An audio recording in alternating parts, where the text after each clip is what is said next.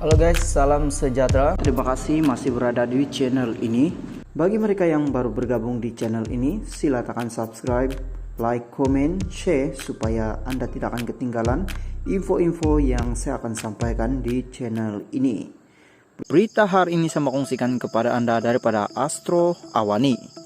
Kerajaan tekad kembalikan uang negara yang dicuri PM Anwar. Kuala Lumpur, kerajaan bertekad untuk coba mengembalikan sebahagian wang negara yang telah dicuri akibat perbuatan pihak yang tidak bertanggung jawab dan terpelit dengan gejala rasuah. Perkara itu ditegaskan Perdana Menteri Datuk Seri Anwar Ibrahim yang menyifatkan perbuatan itu sebagai satu kerugian besar terhadap negara. Orang-orang yang pernah jadi Menteri Keuangan, Perdana Menteri tatkala mereka ini berkuasa bukan ratusan juta ringgit yang dipunggah, malah melibatkan berbilion ringgit. Kerajaan ini akan pastikan sekurang-kurangnya sebahagian daripada dana yang dipunggah itu dipulangkan semula kepada rakyat. Ini bukan jumlah yang kecil. Sekiranya perkara ini berterusan, tentunya akan ambil tindakan, katanya. Beliau berkata demikian ketika menyampaikan amanat Tahun Baharu 2023 di Masjid Putra menerusi program Mujad Ambang Tahun Baharu 2023 pada Sabtu. Jelasnya lagi, seorang individu yang menjawat jawatan sebagai Perdana Menteri juga tidak mempunyai kuasa untuk melepaskan jumlah wang yang besar untuk tujuan tertentu. Dalam pada itu, Anwar yang juga ahli Parlimen Tambun itu mengakui usaha untuk mengurangi rasuah bukan satu perkara yang mudah, selain ia tidak hanya terletak pada bahu kerajaan. Tugas ini adalah tugas bersama. Ini bukan soal politik, kepartian, kerana ini tugas umat dan rakyat Malaysia. Dan kalau kita mahu jamin negara ini selamat dan diangkat martabatnya, maka kita harus ada tekad yang jelas untuk hentikan amalan ini. Saya bukan baru dalam politik, tapi saya bersyukur dan berterima kasih kepada saya dan pasukan dalam kerajaan yang bertekad untuk melakukan perubahan ini, katanya lagi.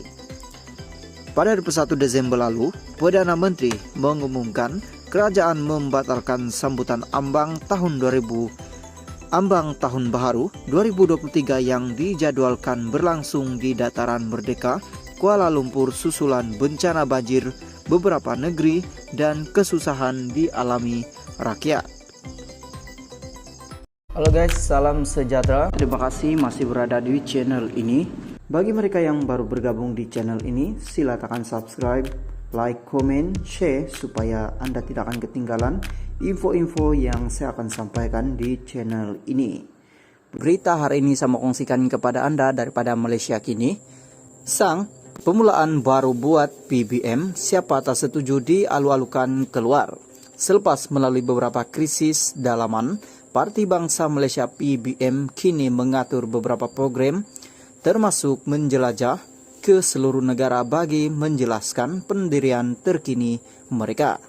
Menganggapnya sebagai sesuatu permulaan bagi baru Presiden PBM Larry Sang juga berkata parti terbabit menetapkan beberapa arahan kepada semua ahlinya. Misalnya Majlis Tertinggi PBM membuat ketetapan bahwa tiada mana-mana ahli mereka boleh menyertai Mufakat Nasional MN. Jika ada mana-mana ahli PBM menyertai MN, katanya keanggotaan mereka akan digantung sebelum akhirnya akan disingkirkan. Saya percaya ini adalah permulaan yang baru. PBM memerlukan pemimpin yang bersih dan berpengalaman serta ikhlas membawa perubahan positif kepada landscape politik negara ini.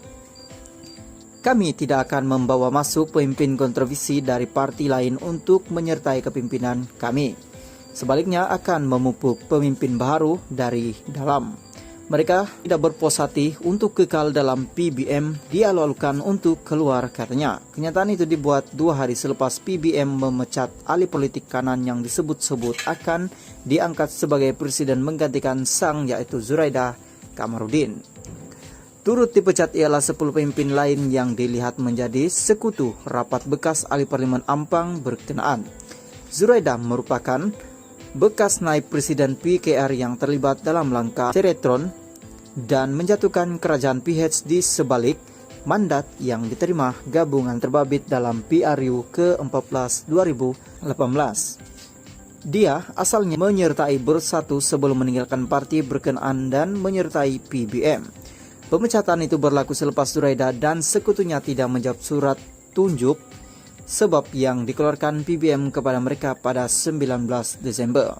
MN merupakan sebuah NGO yang digerakkan bekas pemimpin kanan UMNO, Anwar Musa, yang turut mengalami nasib dipecat partinya pada minggu pertama Desember ini.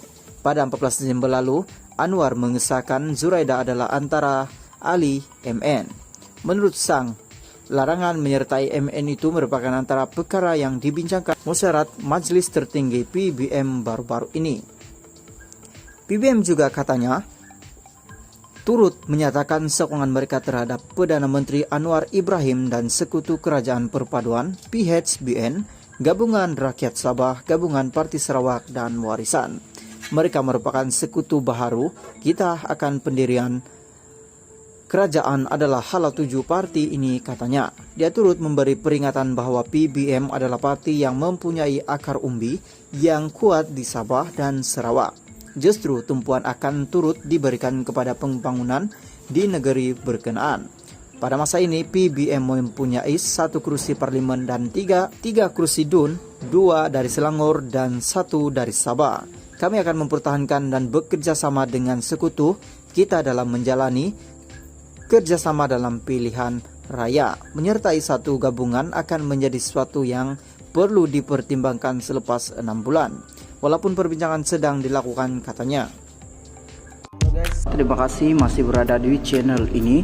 Bagi mereka yang baru bergabung di channel ini, silakan subscribe, like, komen, share supaya Anda tidak akan ketinggalan info-info yang saya akan sampaikan di channel ini. Berita hari ini saya mau kongsikan kepada Anda daripada Sinar Harian. Wan Saiful cadang Johor ganti Rafizi. Syah Alam, Ketua Penerangan Parti Peribumi Bersatu Malaysia, Bersatu, Datu Wan Saiful Wan Jan, mencadangkan Datu Sri Johari Abdul Ghani menggantikan jawatan Menteri Ekonomi di sandang Rafizi Ramli. Sekiranya ahli parlimen pandan itu terus tidak kompeten dalam menjalankan tugas. Ujur beliau, Johari jauh lebih berwibawa dan tidak kebudak-budakan sehingga membuat semua pihak terduduk semata-mata